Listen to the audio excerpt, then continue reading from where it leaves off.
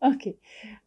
Ja, wir in Bayern oder hier auch in München halten uns an den bayerischen Bildungs- und Erziehungsplan. Und der ist sehr wichtig, also der viele Leitgedanken hat, wie wir mit den Kindern arbeiten sollen und bietet uns Richtlinien und ja, ähm, wie wir eben zu verschiedenen Themen im Alltag ja, verfahren sollen.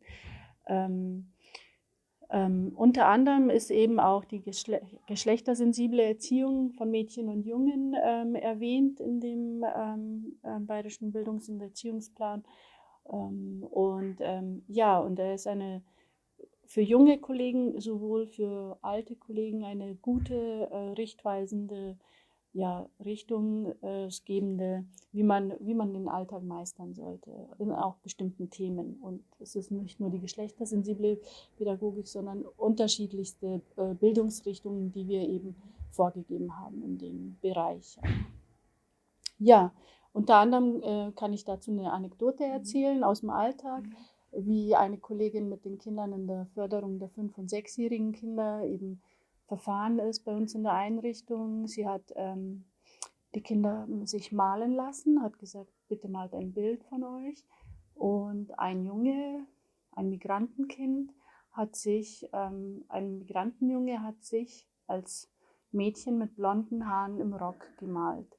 Meine Kollegin hat erstmal, ja, innerlich hat sie gesagt, gestockt. Und dann hat sie gesagt, ja, bist du dir sicher? Und er hat gesagt, ja. Weil sie so neugierig war, hat sie nach einem Monat ungefähr dieselbe Aufgabe an dieselbe Gruppe gestellt. Und der Junge hat sich wieder als blondes Mädchen gemalt mit Rock und langen blonden Haaren. Und ja, wir haben dann die Eltern informiert, dass er eben sich eher als Mädchen sieht.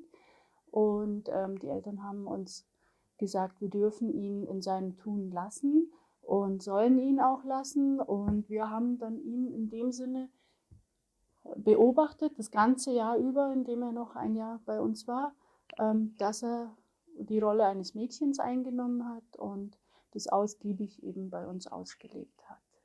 Ja.